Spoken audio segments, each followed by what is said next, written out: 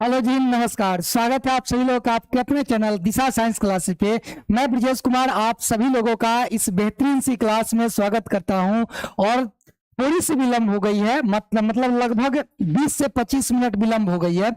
इसका कारण ये था कि हमारी स्टूडियो में जो थोड़ी सी काम चल रही थी और उस काम को लेकर के थोड़ा सा पासवर्ड इधर उधर हो गया था, जिसकी वजह से क्लास लाइव ना हो पाया। हम लोग जो है स्टार्ट कर चुके थे। हाँ, स्टार्ट जो है हम लोग शुरू कर दिए थे 4 बजे से ही, लेकिन वहां पासवर्ड जो है नहीं पता था, इस वजह से थोड़ी सी विलंब हुई। इसके लिए मैं आप लोगों से सॉरी बोलना चाहूंगा।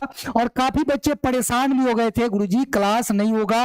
और अनेकों जो है आप लोग मैसेज कर रहे थे, आज नहीं आएंगे गुरुजी, क्लास नहीं करेंगे क्या, 4:30 से होगी क्या, बहुत सारी बातें आप लोग बोल रहे थे। और कुछ बच्चे जो है वापस भी चले गए। तो मैं एक बार आप लोगों से बोलना चाहूंगा कि एक बार आप लोग शेयर कर दीजिए, दबा करके शेयर कर दीजिए, ताकि जितने बच्चे एक बार वापस चले गए हैं फिर से वापस आ जाएं। बिल्कुल बिल्कुल सभी लोग एक बार शेयर करेंगे। Good evening, good evening, good evening. जितने भी बच्चे जुड़े हैं इस क्लास में, सभी लोगों का इस क्लास में स्वागत है। और मैं आप लोगों से बार बार माफी चाहूंगा कि आप लोगों के मैंने टाइम को 20 मिनट बर्बाद किया है। आप लोग थोड़ा सा इंतजार किए, लेकिन इतना इंतजार तो थोड़ा सा आपको करना पड़ेगा। किसी दिन ये सब हो सकता है, पर डे नहीं होगा। चलिए स्टार्ट कर लें। बिल्कुल एक बार आप लोग क्या करेंगे, शेयर कर देंगे अपने दोस्तों के पास, ताकि जितने बच्चे आकर के वापस चले गए थे सारे बच्चे जुड़ जाएं जल्दी से। हाँ जल्दी से, चलिए स्टार्ट कर लें। अब खुश है, आप खुश है जी? एक बार सभी लोग मुस्कुरा दीजिए और बोलिए आप लोग क्लास स्टार्ट किया जाए। बोलिए सारे लोग अगर आ चुके हैं तो क्लास को स्टार्ट कर लेते हैं। आपको पता होगा कि हम लोग न्यू चैप्टर सेल के बारे में समझ रहे हैं। सेल यानी कोशिका के बारे में हम लोग कल से डिस्कस करना शुरू किए थे। सेल यानी कोशिका, और कोशिका जीवन की संरचनात्मक एवं क्रियात्मक इकाई होती है। ये बात आप लोग ऑलरेडी जानते हैं। आज हम लोग इस चैप्टर में क्या पढ़ने वाले हैं? आज इस चैप्टर में हम पढ़ेंगे कोशिका सिद्धांत, जिसको सेल थ्योरी के नाम से जाना गया। ये बहुत बीडीआई है, ध्यान दीजिएगा, बहुत बीडीआई है सेल थ्योरी। अगर आपसे पूछा जाए कि ये सेल थ्योरी किसने दिया, सेल थ्योरी किसने दिया, तो आपको यह याद होना चाहिए। बिल्कुल चलिए स्टार्ट कर लें। जी हाँ, गुड इवनिंग, गुड इवनिंग। एक बार सभी लोग शेयर कर देंगे, एक बार सभी लोग शेयर कर देंगे। क्लास की स्टार्टिंग करते हैं। और स्टार्ट करने से पहले मैं आप लोगों से एक बात पूछना चाहता हूं कि जो आप लोग कोशिका पढ़े थे कल, अगर कोशिका आप लोग सेल के बारे में पढ़े थे तो आपको याद होगा कि कोशिका की खोज किसके द्वारा की गई थी। इतना तो आप सभी लोगों को पता हो गया होगा। चलिए एक बार कमेंट बॉक्स में सारे लोग लिख देंगे कि कोशिका की खोज किसने की थी। स्टार देकर के लिखेंगे कोशिका की खोज, कोशिका की खोज, कोशिका की खोज किसके द्वारा हुई और कब हुई, एक बार आप सभी लोग बताएंगे। अगर वहीं पे आपसे यह पूछ लिया जाए कि जीवित कोशिका की खोज किसकी, जीवित कोशिका की खोज, जीवित कोशिका की खोज कब हुई थी, किसके द्वारा हुई थी? बिल्कुल 9 साल आपको उसमें क्या करना है, ऐड कर देना है। अगर कोशिका की खोज आपको पता है 1665, तो उसमें 9 साल ऐड कर देना है। जैसे 9 साल ऐड कीजिएगा 1665 में, 1665 में जैसे ही इसमें प्लस 9 साल कीजिएगा, इसका आंसर निकल के आ जाएगा 1674। 1674 किसने खोजा था? तो अगर हम कोशिका की खोज की बात करें तो रॉबर्ट हुक ने, किसने? रॉबर्ट हुक ने खोजा था। और यहां अगर इसकी बात करें तो ये किसने किया था? ल्यूवेनहॉक ने। किसने? ल्यूवेनहॉक ने, जिसको पूरा पूरा बोलते हैं एंटनी वान ल्यूवेनहॉक। क्या बोलते हैं? एंटनी वान ल्यूवेनहॉक। बिल्कुल इतना सब आपको पता होगा। चलिए बढ़ जाएंगे। चलिए अगर हम बात कर लें, अगर हम आगे बात कर लें किसकी, अगर हम बात करते हैं कोशिका सिद्धांत की, सीधे आते हैं मुद्दा पर। थोड़ी सी टाइम थोड़ा सा लेट हुआ है, ठीक है, हाँ थोड़ा सा लेट हुआ है। कहिए गुरुजी आप थोड़ा थोड़ा करके कितना लेट करवा देते हैं? नहीं जी, उतना हम लेट कराना चाहते नहीं है, बट लेट हो जाता है ना, लेट हो जाता है थोड़ा सा कभी कभी। आइए अगर हम सिद्धांत की बात करते हैं, अब आपसे एक तो क्वेश्चन यहाँ ये बनेगा कि कोशिका सिद्धांत किसने दिया था। पहला क्वेश्चन तो यही बन जाएगा कि कोशिका सिद्धांत किसके द्वारा दिया गया था। ठीक है। हाँ, कोशिका सिद्धांत किसके द्वारा दिया गया था? अगर आपसे पूछ लिया जाए कोशिका सिद्धांत किसने दिया, तो बोलिएगा कि स्वान और स्लाइडन ने। किसने दिया? स्वान और स्लाइडन ने। मेथियस, क्या नाम है उनका पूरा नाम? अगर आपसे कहा जाए कि एक तो है क्या नाम है, रुक जाइए, ये बोलिएगा एम मेथियस है, मेथियस नहीं, एम स्वान, एम स्वान या स्लाइडन बोलिए, स्लाइडेन, स्लाइडेन, हाँ, एम स्लाइडेन। एम से क्या बोलेंगे? हाँ, एम से क्या बोलेंगे? मेथियस। क्या बोलेंगे? मेथियस। यहां ध्यान दीजिएगा, अब यहां पर ही आपको समझा देते हैं। लीजिए, यहां पहले आते हैं। एक तो सबसे पहले ध्यान रखिएगा कि मेथियस नाम है, यानी हम लिख देते हैं एम यानी मेथियस स्वान, मेथियस पूरा लिख के जाते हैं, मेथियस स्लाइडन, मेथियस स्लाइडन, स्लाइडेन, मेथियस स्लाइडन। और इन्हीं के साथ एक और वैज्ञानिक थे जिनको बोला जाता है टी स्वान। क्या बोलते हैं? टी स्वान, थियोडोर स्वान। क्या बोलेंगे? थियोडोर, थियोडोर, थियोडोर स्वान, स्वान। ठीक है। अब यहां से आपको ध्यान रखना है दो तीन बातें, दो तीन बातें आपको, हाँ, दो तीन बातें आपको याद रखना है। पहली बात आपको तो ये ध्यान रखना है कि ये जो मेथियस स्वान स्लाइडन थे, इनको हम एम स्लाइडन भी बोलते हैं, एम स्लाइडन, एम स्लाइडन भी बोल सकते हैं इनको। और इनको बोलते हैं टी स्लाइडर, टी स्वान। क्या बोलते हैं? टी स्वान। ध्यान दीजिएगा, जो टी स्वान थे ये जंतु वैज्ञानिक थे। क्या थे? ये थे जंतु वैज्ञानिक। और ये वैज्ञानिक जो थे ये वनस्पति वैज्ञानिक थे। कौन से वैज्ञानिक? वनस्पति वैज्ञानिक। आप सभी लोगों को पता होगा कि जो वनस्पति वैज्ञानिक थे वो वनस्पतियों के बारे में अध्ययन करते थे, और जो जंतु वैज्ञानिक थे, जो जंतु वैज्ञानिक थे वो किसके बारे में? जंतु के बारे में अध्ययन करते थे। तो अगर हम बात करें एम स्लाइडन की, तो ये कौन से वैज्ञानिक थे? तो आप कहिएगा वनस्पति वैज्ञानिक थे। कौन से? वनस्पति वैज्ञानिक थे ये थे वनस्पति वैज्ञानिक। लड्डू सेन आ रहे हैं आपके क्षेत्र में, चलिए। हाँ, तो यहां पे हो गया कौन से वैज्ञानिक थे? वनस्पति वैज्ञानिक, वनस्पति वैज्ञानिक थे। अगर वहीं पे बात करें कि थियोडोर स्वान जो थे ये थे जंतु वैज्ञानिक। कौन से? जंतु वैज्ञानिक थे। समझने का प्रयास कीजिएगा। ये जो है, अगर आप एक बार समझ जाते हैं कि कोशिका सिद्धांत किसने दिया और ये कैसे याद होगा, कैसे याद होगा। एक पूछ रहे हैं बच्चे कि गुरुजी इतना लेट क्यों हो गया? लेट का कारण हमने बता दिया। लेट का कारण था कि ये प्रोसेसिंग में जो है ना, जो क्लास लाइव होती है उसमें पासवर्ड क्रिएट करना पड़ गया दोबारा से, इस वजह से लेट हो गया।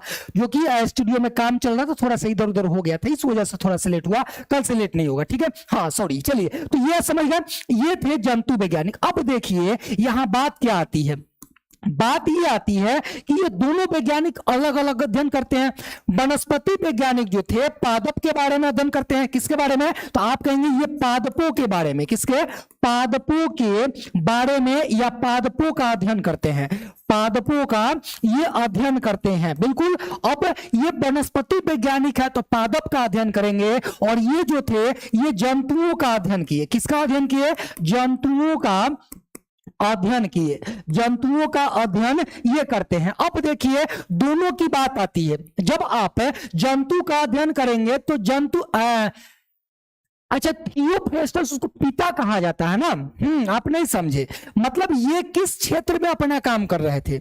हाँ, अब आप कहिएगा कि बायोलॉजी आप पढ़ाते हैं तो आप बायोलॉजी के पिता हो गए, father of biology Brijesh sir हो गए। नहीं, father of biology Brijesh sir नहीं हुए, अरस्तु साहब ही हुए। वैसे ही अगर आप वनस्पति वैज्ञानिक की बात करते हैं तो वनस्पति वैज्ञानिक का पिता ना थियोफ्रेस्टस को बोला जाता है। लेकिन ये जो वैज्ञानिक थे मेथियस स्लाइडेन, ये किस क्षेत्र में काम कर रहे थे? तो आप कहेंगे वनस्पति क्षेत्र में काम किए, इसलिए इनको वनस्पति वैज्ञानिक बोला गया। ठीक है, समझ गए? तो आगे बढ़ते हैं। तो ये जो है पादपों का अध्ययन किए और ये जंतुओं का अध्ययन किए। तो अब बताइए, जो जिस क्षेत्र में अध्ययन करेगा उधर ना उसको जानकारी होगा। तो ये जब पादपों के बारे में अध्ययन किए तो इनको इनको क्या मिला कि पादपों का जो शरीर होता है, यानी पादप की जो कोशिका होती है वह चारों तरफ से एक मोटी भित्ति के द्वारा घिरी होती है। ठीक है, एक मोटी भित्ति के द्वारा घिरी होती है। और यहां पर जंतुओं का अध्ययन ये किए तो देखे कि जंतु कोशिका जो होती है वह चारों तरफ से एक पतली झिल्ली के द्वारा घिरी होती है, जिसको कोशिका झिल्ली कहा जाता है। अब दोनों बात समझ गए, दोनों बात समझ गए। ये जो है पादप कोशिका को देखे, किसको, पादप कोशिका को, इसको इन्होंने अध्ययन किया और बताया कि पादप कोशिका चारों तरफ से एक मोटी आवरण के द्वारा घिरी होती है, जिसको सेल वॉल कोशिका भित्ति कहा जाता है। लेकिन ये जंतु वैज्ञानिक थे तो ये जंतु कोशिका का अध्ययन किए और बताए कि जंतु जो कोशिका होती है वह चारों तरफ से एक पतली मुलायम झिल्ली के द्वारा घिरी होती है और उसे क्या कहते हैं, उसे कहते हैं कोशिका झिल्ली। क्लियर हुआ। अब ये दोनों वैज्ञानिक अपने मत के आधार पर ये दोनों वैज्ञानिक एक सिद्धांत देते हैं और उस सिद्धांत का नाम होता है क्या, बोलिए, कोशिका सिद्धांत। उस सिद्धांत का होता है नाम कोशिका सिद्धांत, उसका नाम हो जाता है। क्लियर। अब बोलिए, इतनी बात समझ में आई। अब आगे जो है पिछले क्लास में आप लोग कैसे पढ़ के आए होंगे, आप लोग पढ़ के आए होंगे कि 1838 में, कब पढ़ के होंगे, कैसे पढ़े होंगे आपको मैं बता देता हूं।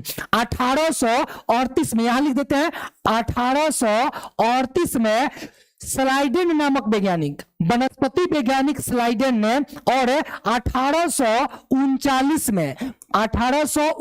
में जंतु वैज्ञानिक स्वान ने बताया कि पादपों का शरीर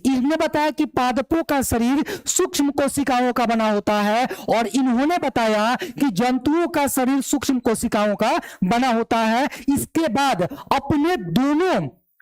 अपने अध्ययन के आधार पर इन दोनों वैज्ञानिकों ने एक मत दिया और उस मत का नाम क्या था, उसका नाम रखा गया कोशिका सिद्धांत, सेल थ्योरी नाम रखा गया था। क्लियर हुआ, बोलिए, क्लियर हुआ। इन्होंने कब सिद्धांत दिया, तो आप कहेंगे 1838 में। स्वान ने कब दिया, 1839 में। बच्चों को दिक्कत क्या होता है, परेशानी क्या होता है, उनको यही पता नहीं होता है जब एग्जाम में बैठते हैं कि स्लाइडेन जंतु वैज्ञानिक थे या वनस्पति वैज्ञानिक थे, वहां भूल जाते हैं। वहां जब एग्जाम में बैठेंगे तो भूल जाएंगे। तो इसका एकदम आसान ट्रिक है, यहां देखिएगा। अब यहां देखिए, जंतु यहां पे तीनों वर्ड है, यहां पे तीन ही है, तो वैसे आप याद कर लेंगे, ये भी तीन है, ये भी तीन है, यहां भी तीन है। तो इसका मतलब है कि स्वान और जंतु, यहां पे भी छोटा वर्ड आपको दिख रहा है और यहां भी छोटा दिख रहा है। इसका मतलब स्वान किससे संबंधित है, जंतु से, और स्लाइडेन किससे संबंधित है, वनस्पति से संबंधित है।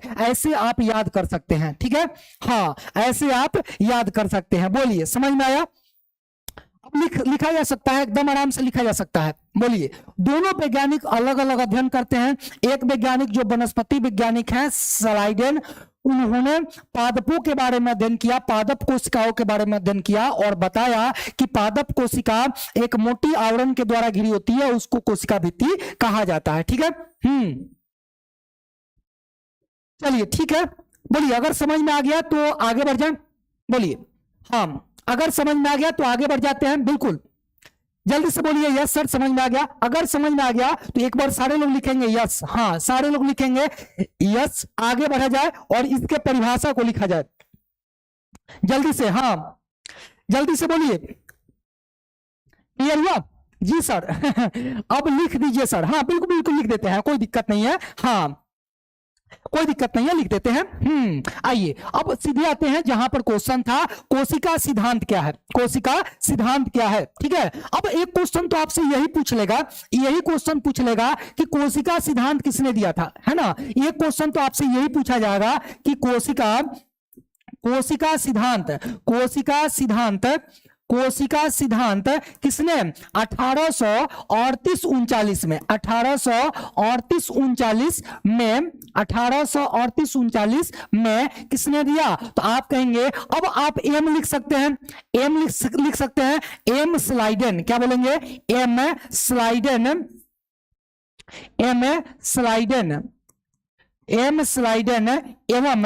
एवं टी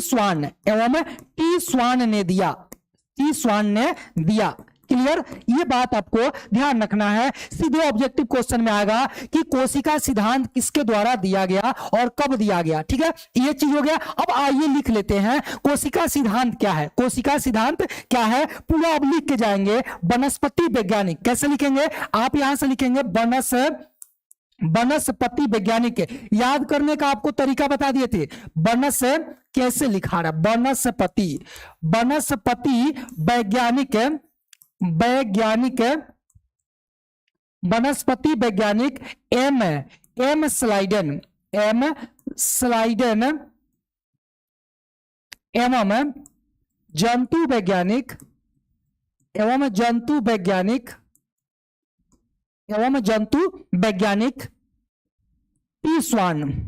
एवं जंतु वैज्ञानिक टी स्वान। यहां पे आप समझ में आ रहा है ना जी, एम का मतलब क्या हुआ और टी का मतलब क्या हुआ। एम का मतलब हुआ मैथियस, क्या हुआ मैथियस, किसी को नहीं भूले जी, बिल्कुल।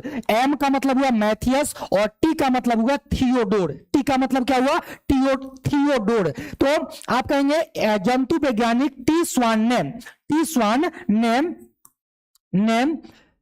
बताया कि, अपने अध्ययन के आधार पर बता सकते हैं, हाँ टी स्वान ने बताया कि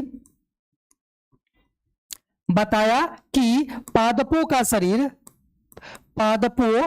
शरीर सूक्ष्म कोशिकाओं का, ठीक है, सूक्ष्म कोशिकाओं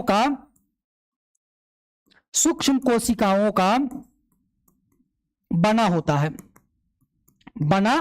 है, ठीक है, सूक्ष्म कोशिकाओं का बना होता है। तथा इसमें और कौन थे, तथा ये वैज्ञानिक थे टी स्वान, है ना। तथा टी स्वान ने बताया कि जंतुओं का शरीर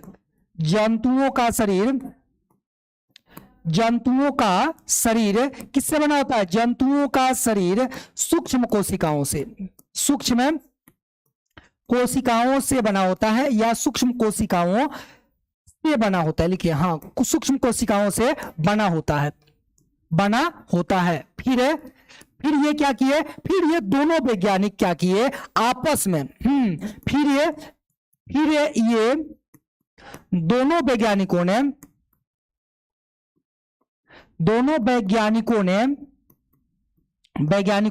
ने अपने मत के आधार पर, अपने मत का मतलब हुआ सिद्धांत, ध्यान दीजिएगा, अपने मत के आधार पर एक सिद्धांत दिया, ठीक है, एक सिद्धांत दिया, जिसे क्या कहा गया, जिसे क्या कहते हैं, जिसे कोशिका सिद्धांत कहा जाता है, जिसे कहते हैं कोशिका सिद्धांत, जिसे कोशिका सिद्धांत सेल थ्योरी, क्या बोलेंगे, सेल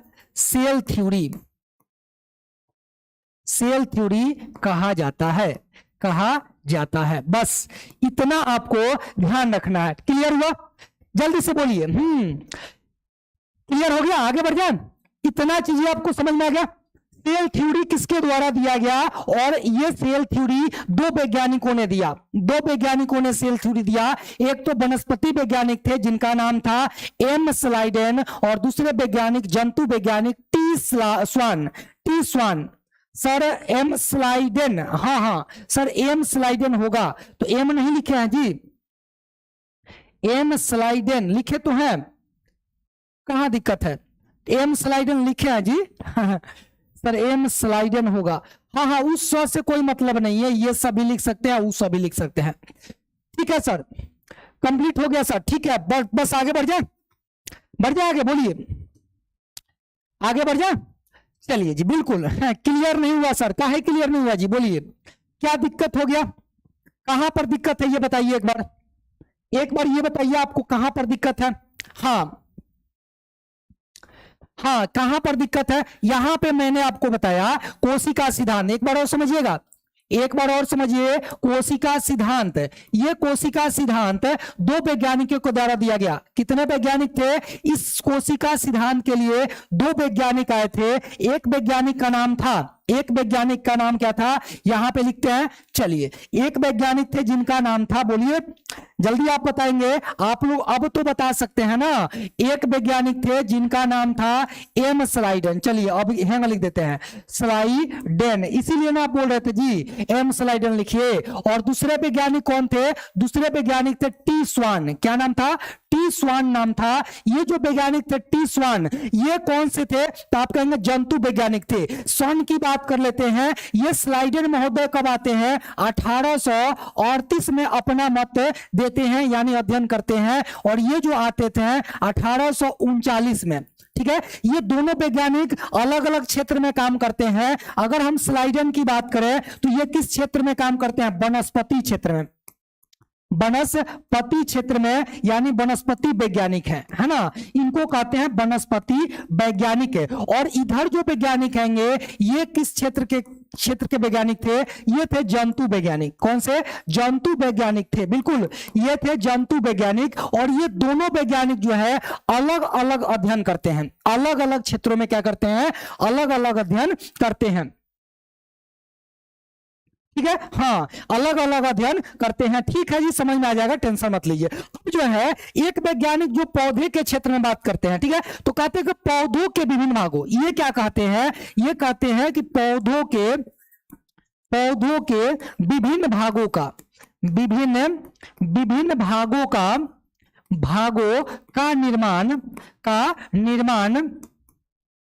निर्माण सूक्ष्म कोशिकाओं से होता है। समझिए ना एक बार, हाँ, सूक्ष्म कोशिकाओं से होता है,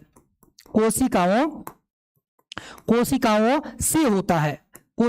से होता है, ठीक है। हाँ, सूक्ष्म कोशिकाओं से होता है। और ये क्या कहते हैं, ये कहते हैं कि विभिन्न जीवों का या जीवों का निर्माण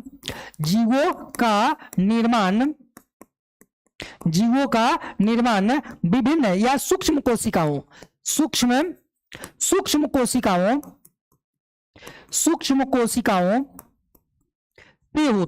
से होता है। ये दोनों वैज्ञानिक अपने अपने क्षेत्र में बोलते हैं, ये दोनों वैज्ञानिक अपने अपने क्षेत्र में बोलते हैं। वे जो है जंतु का अध्ययन कर रहे हैं, जंतु के क्षेत्र में बोल रहे हैं। और ये जो है वैज्ञानिक, ये कहाँ अध्ययन कर रहे हैं, तो ये कर रहे हैं वनस्पति क्षेत्र में। और ये पुनः दोनों वैज्ञानिक एक सिद्धांत देते हैं, और उसी सिद्धांत का नाम होता है सेल थ्योरी। क्या नाम होता है, सेल थ्योरी, इसी का नाम होता है, ठीक है। हाँ, ये दोनों वैज्ञानिक अपने मत के आधार पर जो सिद्धांत देते हैं, इसको कोशिका सिद्धांत कहा जाता है, ठीक है।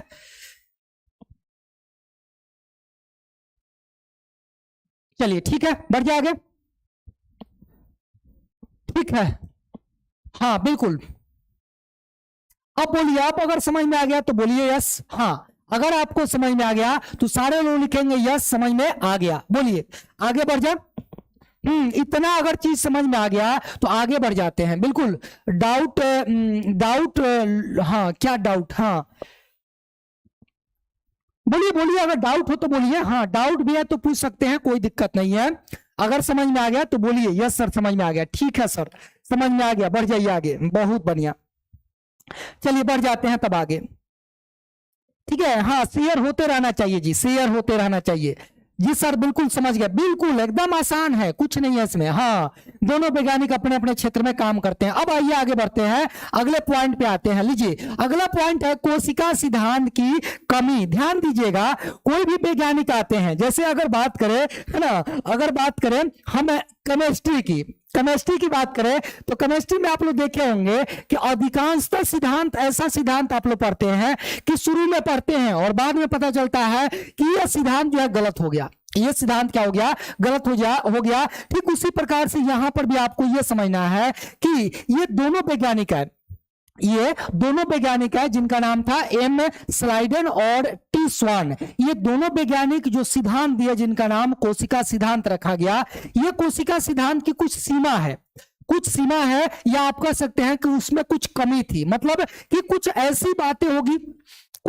बातें होगी जो वो लोग जो है एक्सप्लेन नहीं कर पाए होंगे, तब ना उनको कहा गया कि ये सीमा में रह गए, यानी कि उनमें कमी रह गई। यानी सिद्धांत में कौन कौन सी कमी रह गई, थोड़ा सा ध्यान दीजिएगा, ठीक है। हाँ, कोशिका सिद्धांत की अगर कमी की बात करेगा कि कोशिका सिद्धांत की कमी क्या है,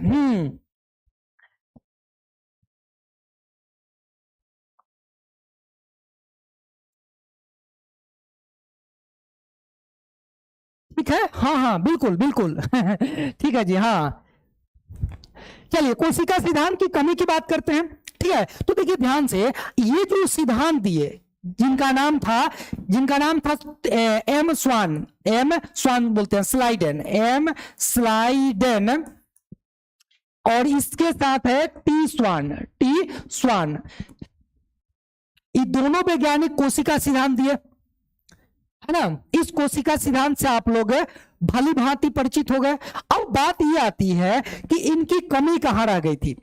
इनकी कमी कहाँ रह गई थी, तो ध्यान दीजिएगा, ये लोग नहीं बता पाए थे कि कोशिका, हाँ कोशिका की निर्माण होती कैसी है। ठीक है, हाँ ये लोग नहीं बता पाए, कोशिका सिद्धांत से ये नहीं पता चला कि नई कोशिकाओं का निर्माण कैसे होता है, नई कोशिकाओं का निर्माण कैसे होता है, यह स्पष्ट नहीं कर पाए। तो हम कह सकते हैं कि कोशिका सिद्धांत के द्वारा, किसके द्वारा आप कहेंगे, कोशिका सिद्धांत के द्वारा, कोशिका सिद्धांत के द्वारा, कोशिका सिद्धांत नई कोशिकाओं के निर्माण को स्पष्ट नहीं कर पाया, है ना। यानी कोशिका सिद्धांत जो था वह ये नहीं बता पाया कि नई कोशिका का निर्माण कैसे होती है। जैसे अगर आप इस कोशिका सिद्धांत में देखेंगे तो यहां कहीं भी स्पष्ट नहीं हो रहा है, या इन वैज्ञानिकों ने कहीं पर भी नहीं बताया कि नई कोशिका बनती कैसी है। किसी भी जीव की बात करें, चाहे वो हम वनस्पति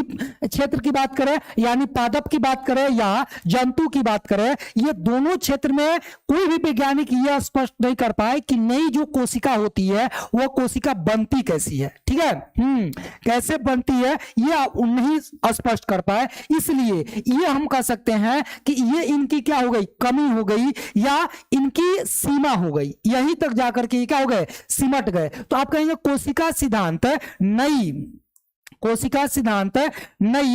कोशिकाओं के निर्माण को, नई कोशिकाओं के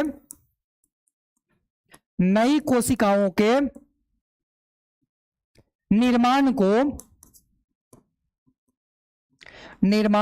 को स्पष्ट नहीं कर पाया, स्पष्ट नहीं किया, स्पष्ट नहीं करता है, लिखते हैं, हाँ स्पष्ट नहीं करता है। मतलब यह है कि कोशिका की उत्पत्ति कैसे हुई, नई कोशिका बनती कैसी है,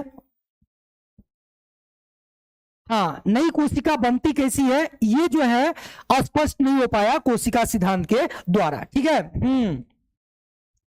ठीक है, यस सर समझ गए, बिल्कुल। अर्थात दे करके लिख लीजिएगा, इसी में स्पष्ट नहीं करता है, अर्थात कोशिका सिद्धांत से यह स्पष्ट नहीं होता है कि, अर्थात कोशिका सिद्धांत स्पष्ट लिख लीजिएगा, अर्थात कोशिका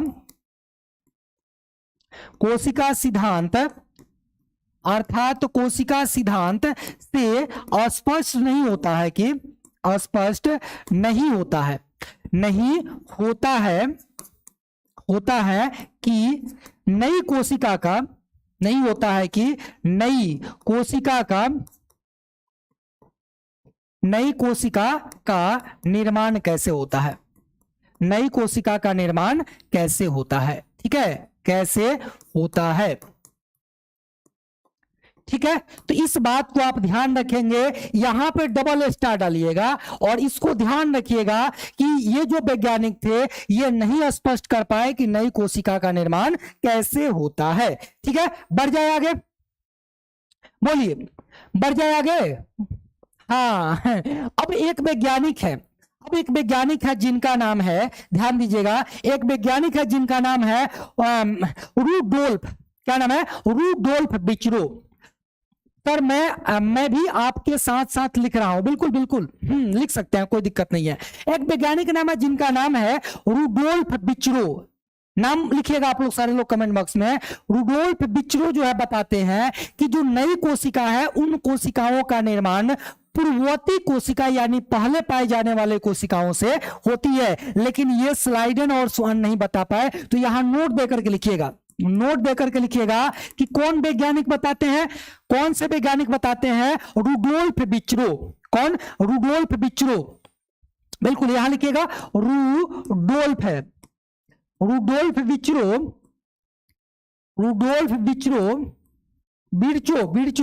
नामक वैज्ञानिक नामक वैज्ञानिक ने बताया कि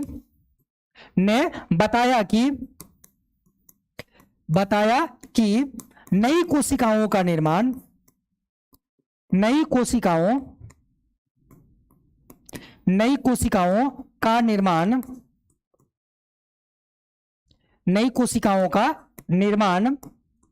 पूर्ववर्ती कोशिकाओं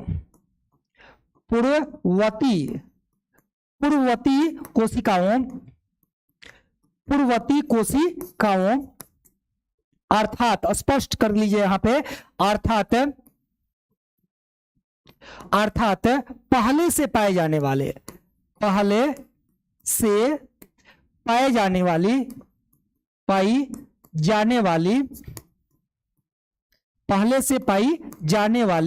कोशिकाओं से होती है।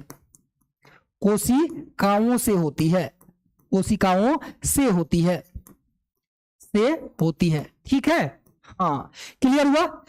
पूर्व में या पहले से पाए जाने वाले कोशिकाओं से होती है किसका निर्माण? तो आप कहेंगे कि नई कोशिका का निर्माण किसके द्वारा होती है? पूर्व में पाए जाने वाले कोशिकाओं से होती है। तब जाकर के यही वैज्ञानिक जो थे, जिनका नाम था रुडोल्फ विर्चो, क्या नाम था? रुडोल्फ विर्चो, और यही वैज्ञानिक 9 सिद्धांत दे दिए। कौन सा? 9 कोशिका सिद्धांत, यानी नया, आप कह सकते हैं आधुनिक कोशिका का सिद्धांत किसने दे दिया? तो आधुनिक कोशिका का सिद्धांत दे दिया रुडोल्फ विर्चो ने। बहुत इंपॉर्टेंट क्वेश्चन बन जाता है कि आधुनिक कोशिका का सिद्धांत किसके द्वारा दिया गया। ठीक है, हाँ, क्लियर। तो ये नाम आपको याद होना चाहिए।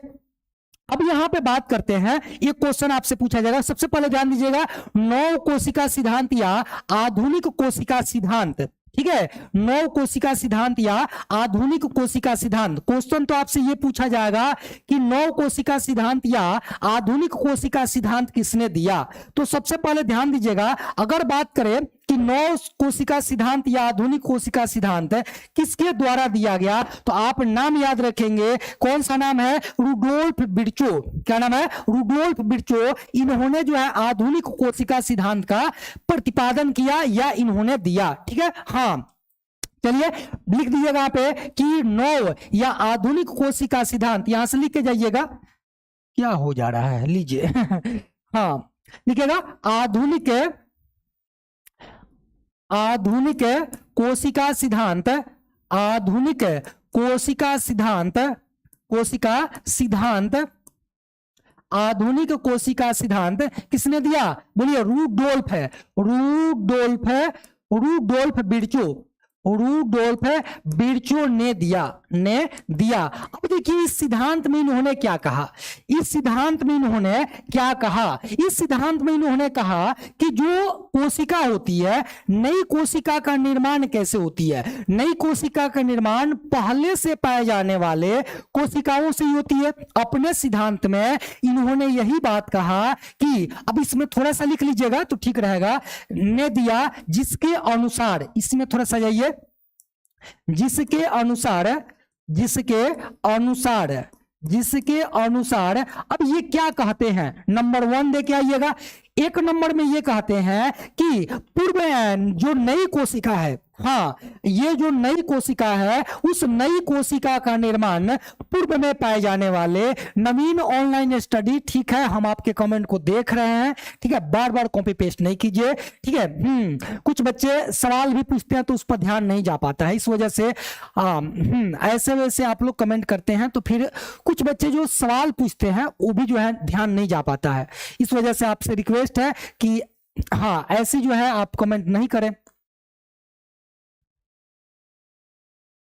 हाँ, बिल्कुल, जो पुरानी कोशिका होती है उसी कोशिका से नई कोशिका का निर्माण होती है। बिल्कुल, हाँ नवीन राज कटिहार वाले, बिल्कुल। आपके कहने का मतलब वही है, मेरे भी कहने का मतलब वही है कि पूर्ववर्ती जो कोशिका होती है, उसी पूर्ववर्ती कोशिका से नई कोशिका का निर्माण होती है। ये बताते हैं कौन? ये बताते हैं रुडोल्फ विर्चो ने। हाँ, नई कोशिका सिद्धांत में ये बताते हैं। सर, क्या कोशिका सिद्धांत के 3 सिद्धांत हैं? 2 सिद्धांत पढ़ना, एक नया और एक पुराना। ठीक है, हाँ, अब इस सिद्धांत के अनुसार क्या बोलिएगा कि नई कोशिका का निर्माण नई कोशिका का निर्माण, नई कोशिका का निर्माण पूर्व की कोशिकाओं से, पूर्व की कोशिकाओं से होता है। हाँ, पूर्व की कोशिकाओं से होता है। ठीक है, एक बात ये बताते हैं बिरचो साहब, ठीक है, अपनी सिद्धांत में पहली बात बताते हैं कि जो नई कोशिका है वो पहले से पाई जाने वाली पुरानी कोशिका से होती है।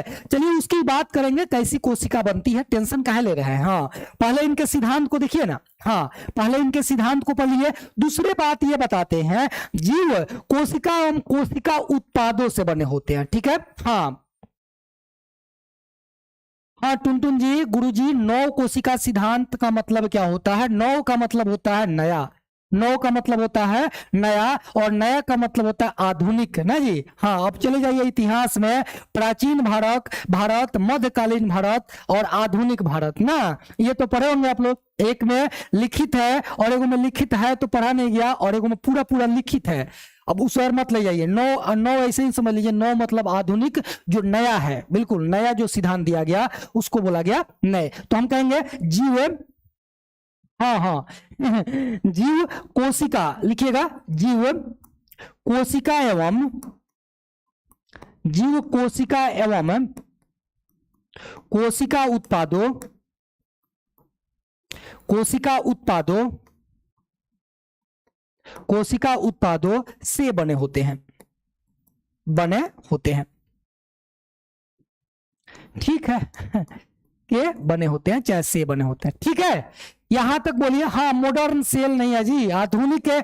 मॉडर्न सेल थ्योरी बोलिए आप। हाँ, अगर बोल रहे हैं आप तो मॉडर्न सेल थ्योरी बोलिए, आधुनिक सेल थ्योरी बोला जाएगा। हाँ, आधुनिक कोशिका का सिद्धांत बोलिए। क्लियर हुआ यहां तक?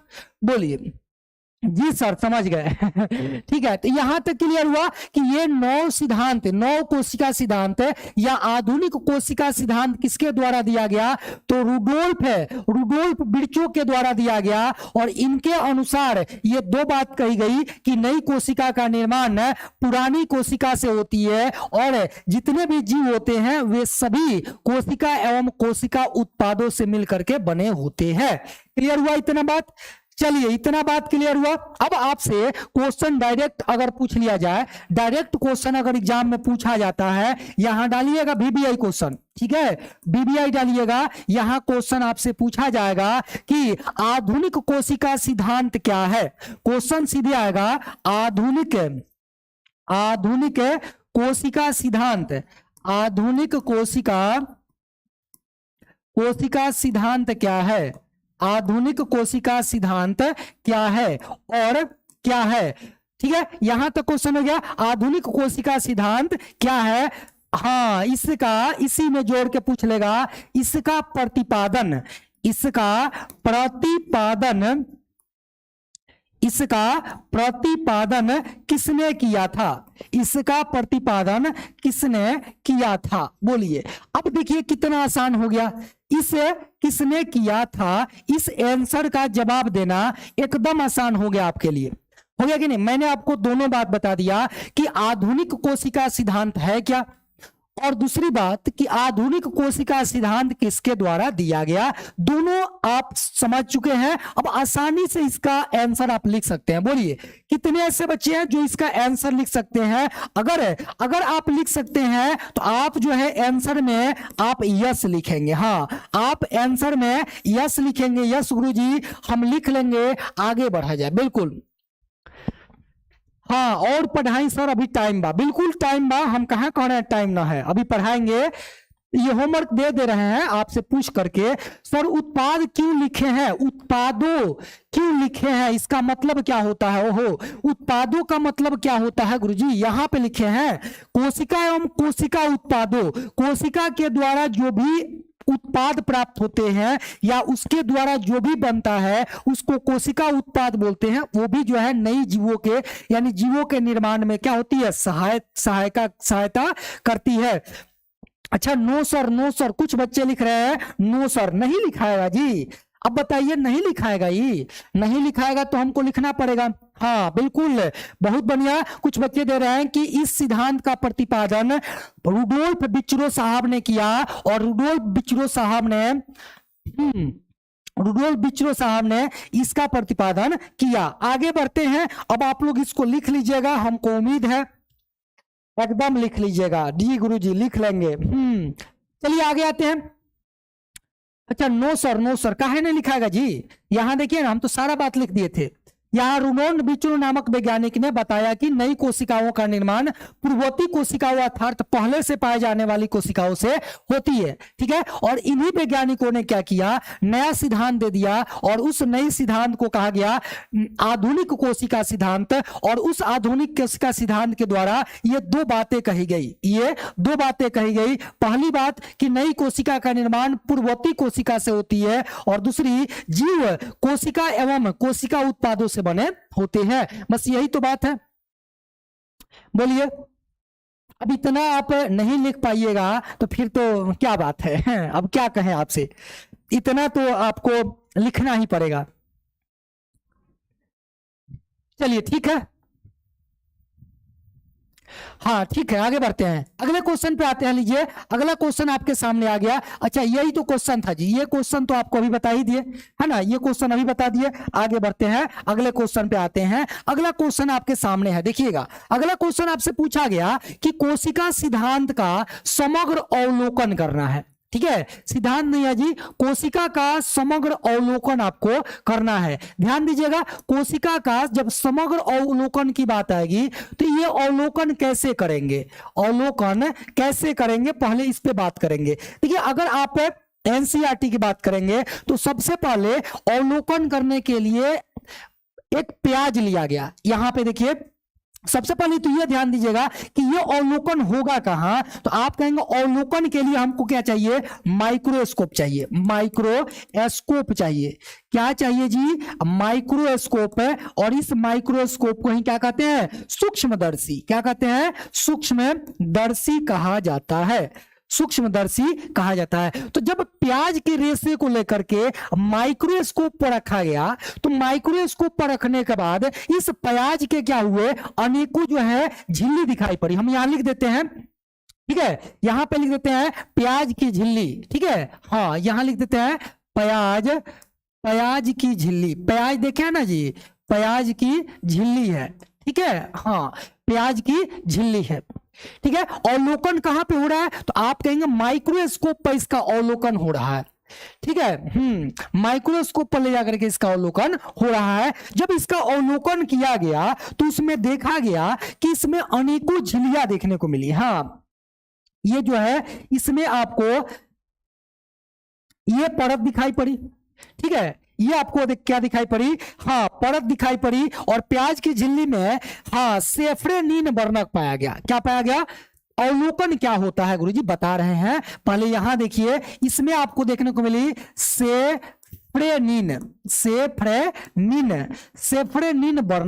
सेफ्रेनिन वर्णक। अवलोकन का मतलब क्या होता है गुरुजी, अवलोकन का मतलब होता है कि आप एक प्याज को ले लीजिए और उस प्याज को काट दीजिए, और काटने के बाद उसको ले जाकर के माइक्रोस्कोप के स्लाइड पर रखिए, और तब जाकर के माइक्रोस्कोप में आप देखिए कि आपको किस प्रकार से उसमें संरचनाएं देखने को मिल रही है। तो एक तो आपको कहां पे किया गया, तो प्याज की झिल्ली पर किया गया, और दूसरा ये क्या है, तो ये जो चीक है, गाल को काट करके और इसके जो है अवलोकन किया गया कहां, माइक्रोस्कोप पर। कहां किया गया, माइक्रोस्कोप पर किया गया। तो आप कहेंगे गाल का अभिरंजक है, क्या है, आप लिखेंगे गाल का अभिरंजक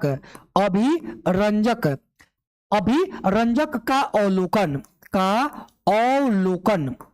अवलोकन।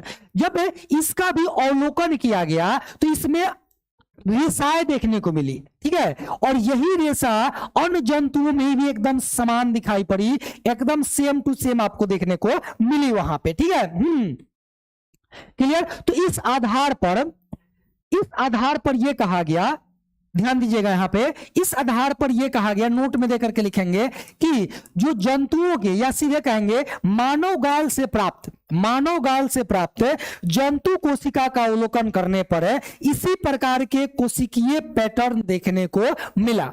ठीक है, यानी मानव, लिखेंगे यहाँ पे मानव गाल से प्राप्त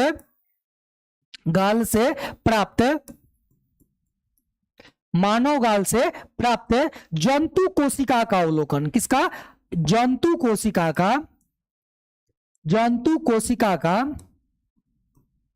अवलोकन करने पर, जंतु कोशिका का अवलोकन करने पर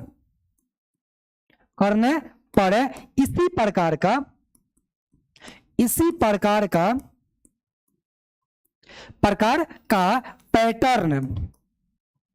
पैटर्न देखने को मिला।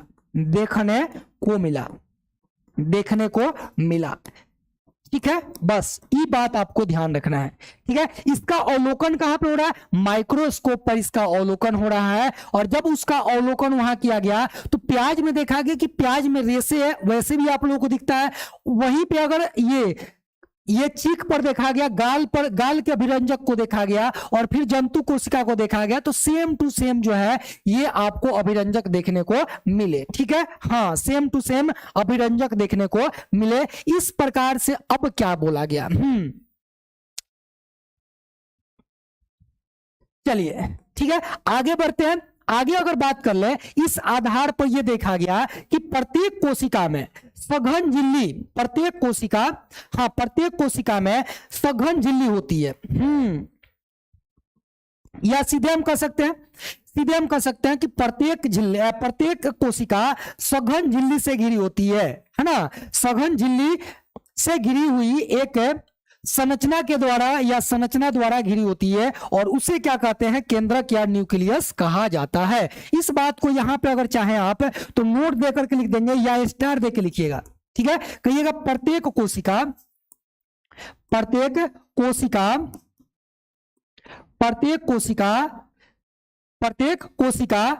में सघन झिल्ली होती है। प्रत्येक कोशिका सघन झिल्ली द्वारा घिरी होती है।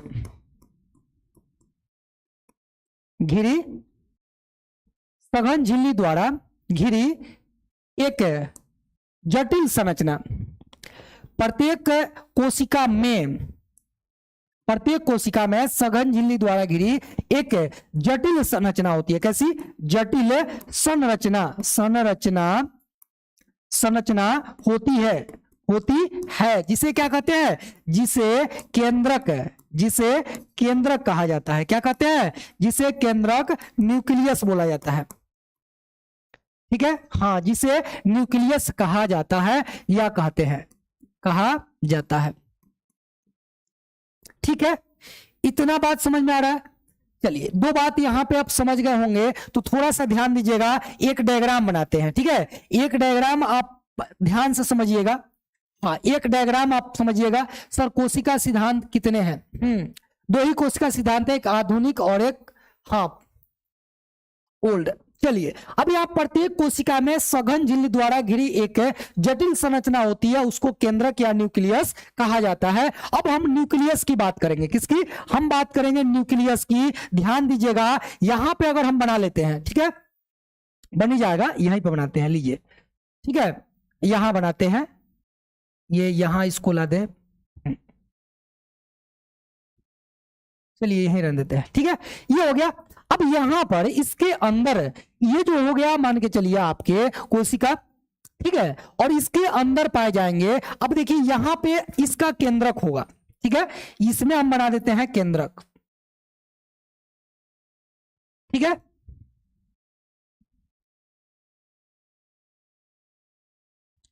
ठीक है, अब समझिए। और ये हो गया केंद्रक, और इसके अंदर थोड़ा सा एक और बनाना है आपको, ये बना दीजिए। हाँ, ये इस तरह से हो गया, और यहां पे हो जाएगा केंद्रिका। क्या नाम हो जाएगा? आप कहेंगे ये है केंद्रिका। कलर चेंज कर देते हैं ताकि आपको दिखेगा। ठीक है, ये हो गया केंद्रिका। अब सारे नाम को देखिए, सारे नाम देखिए, ये हो गया साइटोप्लाज्म, कोशिका द्रव्य। सारा नाम याद रखना होगा आपको, सभी नाम आपको याद रखना होगा। ध्यान से समझिएगा, ध्यान से समझिएगा। अभी हम लोग केवल बात करेंगे किसकी, केंद्रक की बात करेंगे। समय हो गया सर, थोड़ा क्लास स्टार्ट लेट से हुआ था, टेंशन मत लीजिए, ठीक है। अब यहां बात करते हैं हम लोग किसकी, सबसे पहले बात करते हैं कि ये जो होती है, ये जो आप इसमें जो है बुंदा बुंदा करके देख रहे हैं, ये अर्ध तरल जो पदार्थ है इसको कहते हैं कोशिका द्रव्य। लिखेंगे यहीं से लिखेंगे, इसको क्या बोलेंगे, कोशिका द्रव्य लिखेंगे सभी लोग। कोशिका क्या बोलेंगे बच्चे जी, इसको बोलेंगे कोशिका द्रव्य, कोशिका द्रव्य साइटोप्लाज्म, साइटोप्लाज्म, ठीक है, इसको बोलेंगे साइटोप्लाज्म। अब ये साइटोप्लाज्म के बाद ये जो आप गोलाकार रचना आप देख रहे हैं, ये क्या है, केंद्रक झिल्ली। क्या नाम है जी, इसका नाम है, ये है केंद्रक झिल्ली। क्या है, केंद्रक झिल्ली। और केंद्रक झिल्ली को क्या बोलते हैं, न्यूक्लियस या न्यूक्लियो मेम्ब्रेन क्या बोलते हैं। उसके बाद ये जो है केंद्रक है, क्या है, ये है केंद्रक, सॉरी ये केंद्रक नहीं है, रुक जाइएगा, ठीक है, हाँ ये क्रोमेटिन है, ये है केंद्रिका। और ये जो है, इसमें जो आप निशान मार रहे हैं देखिएगा, ये वाला जो आप डॉट डॉट देख रहे हैं, ये है केंद्रक द्रव। क्या नाम है, केंद्रक द्रव। और ये है केंद्रक, क्या नाम है, इसका नाम है केंद्रक, केंद्रक। और केंद्रक के अंदर पाया जाता है केंद्रक द्रव। और ये जो आप देख रहे हैं कि दोनों के बीच में जो खाली स्थान है, इसका नाम है केंद्रक छिद्र। क्या नाम है, केंद्रक छिद्र। अब बात करते हैं हम लोग यहाँ पे, ये क्या है, इसकी बात करें तो ये है केंद्रिका। क्या है, केंद्रिका, केंद्रिका क्या बोलेंगे, इसको बोलते हैं केंद्रिका। और केंद्रिका के अंदर ये जो है पाया जाता है केंद्रक छिद्र। क्या है ये, केंद्रक छिद्र, ठीक है। और ये बीच वाला जो रचना आप देख रहे हैं, कहिएगा कि ये वाला आप नहीं बताए, इसका नाम क्या है, इसका नाम है, ध्यान दीजिएगा, ये है क्या, तो आप कहेंगे ये क्रोमेटिन। सबसे महत्वपूर्ण है क्रोमेटिन। क्या है, क्रोमेटिन की हम बात करेंगे। और इस क्रोमेटिन में क्या पाए जाते हैं, तो आप कहेंगे इसमें गुणसूत्र होता है। बिल्कुल, इसमें क्या होता है, गुणसूत्र। और गुणसूत्र में पाया जाता है डीएनए। क्या पाया जाता है, डीएनए। और ये डीएनए आनुवांशिक पदार्थ होता है। क्या होता है, आनुवांशिक पदार्थ, ठीक है, आनुवांशिक पदार्थ होता है। इस बात को आपको ध्यान में रखना है, ठीक है। तो ये चीजें आप समझ गए, बोलिए इतनी चीजें आपको समझ में आ गई कि इसमें केंद्रक होता है, और केंद्रक के चारों तरफ पाई जाने वाली जो झिल्ली होती है उसको कहते हैं केंद्रक झिल्ली। क्या बोलते हैं, केंद्रक झिल्ली। और इस केंद्रक झिल्ली के बीच में जो द्रव पाया जाता है उसको बोलते हैं केंद्रक द्रव, ठीक है, हाँ। और इसमें जो है ये कुंडलित रचना जो दिखाई पड़ती है इसको बोलते हैं क्रोमेटिन, क्रोमेटिन, हाँ। और इस क्रोमेटिन में गुणसूत्र होते हैं, और गुणसूत्र में डीएनए, और डीएनए आनुवांशिक पदार्थ होता है जो एक पीढ़ी से दूसरे पीढ़ी में गुणों को क्या करता है, ले करके जाता है। अब आपसे ये हम क्वेश्चन पूछे कि डीएनए का फुल फॉर्म क्या है, डीएनए का फुल फॉर्म क्या है। आपको मैंने कई बार बताया था, डीएनए यानी डीऑक्सीराइबोज न्यूक्लिक एसिड, आरएनए मतलब राइबोज न्यूक्लिक एसिड, ठीक है, हाँ बिल्कुल। इतना क्लियर हुआ, बोलिए इतना क्लियर हुआ। चलिए तो दो लाइन इसमें लिख सकते हैं, इसमें दो लाइन लिख सकते हैं, बोलिए। अगर यहां पे तो जगह नहीं है, छोटा करके लिख सकते हैं, लीजिए छोटा कर देते हैं, हाँ लिख सकते हैं, एकदम लिखाएगा। आप लोग जो है ना कहिएगा तो कुछ हो सकता है, चलिए यहीं पे लिखा जाएगा, ठीक है। चलिए लिखिएगा, दो बातें लिख लेना है, ज्यादा टेंशन नहीं लीजिएगा, हाँ दो बातें लिखिए। केंद्रक में गुणसूत्र होते हैं, ठीक है। क्या लिखना है, पहला आप लिखेंगे, पहला बात यहां लिखेंगे एक नंबर में, केंद्रक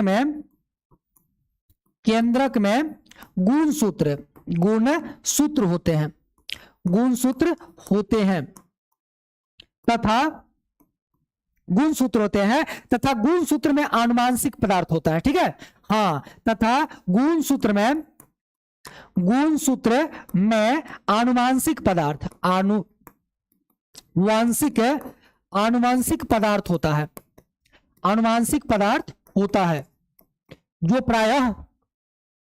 जो प्रायः डीएनए होता है, प्रायः क्या होता है, डीएनए होता है। ठीक है, जो प्रायः डीएनए होता है, और डीएनए का फुल फॉर्म आपको बताए थे डीऑक्सीराइबोज न्यूक्लिक एसिड। बस लास्ट पॉइंट है, उसके बाद छोड़ देंगे, टेंशन मत लीजिए। ठीक है, दूसरी बात इसमें आपको क्या लिखना है, दूसरी बात आपको क्या लिखना है, ठीक है। अब देखिए, आपको मैंने बताया था उस टाइम कि केंद्रक झिल्ली के उपस्थिति एवं अनुपस्थिति के आधार पर जो कोशिका होती है दो प्रकार की होती है, एक होती है यूकैरियोटिक और दूसरी होती है प्रोकैरियोटिक। याद आ रहा है, प्रोकैरियोटिक और यूकैरियोटिक, यानी कि वैसी कोशिका जिसमें वास्तविक केंद्रक नहीं होता है और केंद्रक झिल्ली भी नहीं होती है, उसको बोलते हैं प्रोकैरियोटिक कोशिका, और जिसमें केंद्रक झिल्ली पाई जाती है उसको बोलते हैं यूकैरियोटिक कोशिका। क्लियर है, तो ये भी बात आपको लिखना होगा कि जब ये केंद्रक झिल्ली उपस्थित होगी तो उसको हम कहेंगे यूकैरियोटिक कोशिका, और जब नहीं रहेगी तो उसको बोलेंगे प्रोकैरियोटिक कोशिका। तो इस आधार पर यहां पे लिखेंगे, क्या लिखेंगे बोलिए जल्दी से,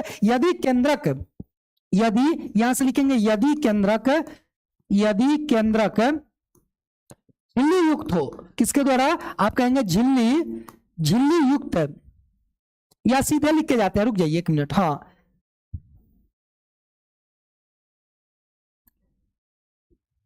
लिखिए पहले, हाँ उस तरह गलती हो जाएगा। यदि केंद्रक झिल्ली युक्त हो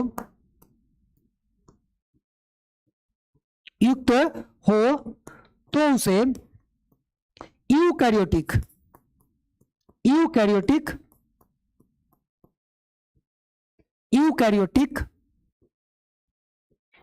तथा झिल्ली रहित हो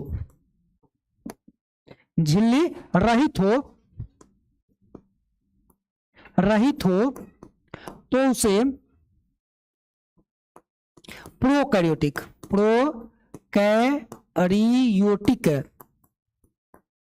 प्रोकैरियोटिक कोशिका कहा जाता है। ठीक है, बस इतना बात आपको याद रखना है। ठीक है, हाँ ये दो तरह के आप लोग जान गए थे। ठीक है, छुट्टी हो जाएगा, टेंशन मत लीजिए, दो बात समझ गए। अब आप यूकैरियोटिक और प्रोकैरियोटिक के बारे में अच्छी तरह से जानते होंगे कि जो प्रोकैरियोटिक कोशिका होती है वो बैक्टीरिया और साइनोबैक्टीरिया में पाई जाती है, जबकि यूकैरियोटिक कोशिका पादप कोशिका और जंतु कोशिका दोनों में पाई जाती है। इस बात को आपको ध्यान रखना है। क्लियर, चलिए आज के क्लास को यहीं पे करते हैं समाप्त। बाकी आप लोग क्लास कैसा लगा, अगर अच्छा लगा हो तो लाइक कीजिएगा, शेयर कीजिएगा, और बिल्कुल अभी अगर कोई डाउट है तो आप पूछ सकते हैं, कोई दिक्कत नहीं है, 2 मिनट का टाइम है। बिल्कुल, हाँ छुट्टी दे देते हैं जी, आप लोग ना परेशान हो जाते हैं। बोलिए जल्दी से, जल्दी से बोलिए, अगर कोई डाउट है, कुछ पूछना है आप लोगों को तो पूछ सकते हैं। कल के क्लास में आप सभी लोग बहुत अच्छा कमेंट दिए थे और बोले थे कि गुरुजी एकदम समझ में आ रहा है, और कुछ बच्चे जो है ये बात लिखे थे बायोलॉजी जो है एकदम आसान भाषा में समझ में आ जाता है, क्लास में ही समझ में आ जाता है। बिल्कुल, अगर रोज क्लास करेंगे ना आप लोग तो निश्चित रूप से समझ में आएगा। एक दिन गैप दे दे क्लास करेंगे तो फिर मजा नहीं आएगा। पर डे जब क्लास करेंगे तो आपको हर चीजें एक लाइन से समझ में आएगी। ठीक है, चलिए ठीक है, तो मिलते हैं कल के क्लास में। अपना ध्यान रखिएगा, बाय बाय, टेक केयर। ठीक है, कल के क्लास में एकदम बिल्कुल आएंगे। अब बाकी जो भी डाउट होगा, क्लास है इसके बाद सर का, है ना, कोई डाउट होगा तो आप पूछ सकते हैं, कोई दिक्कत नहीं है। जैसे वीडियो एंड होगा तुरंत कमेंट बॉक्स में आप कमेंट कीजिएगा, सारे लोग जो भी पूछना है। ठीक है, मिलते हैं कल के क्लास में, बाय बाय, टेक केयर, धन्यवाद आप सभी लोगों का।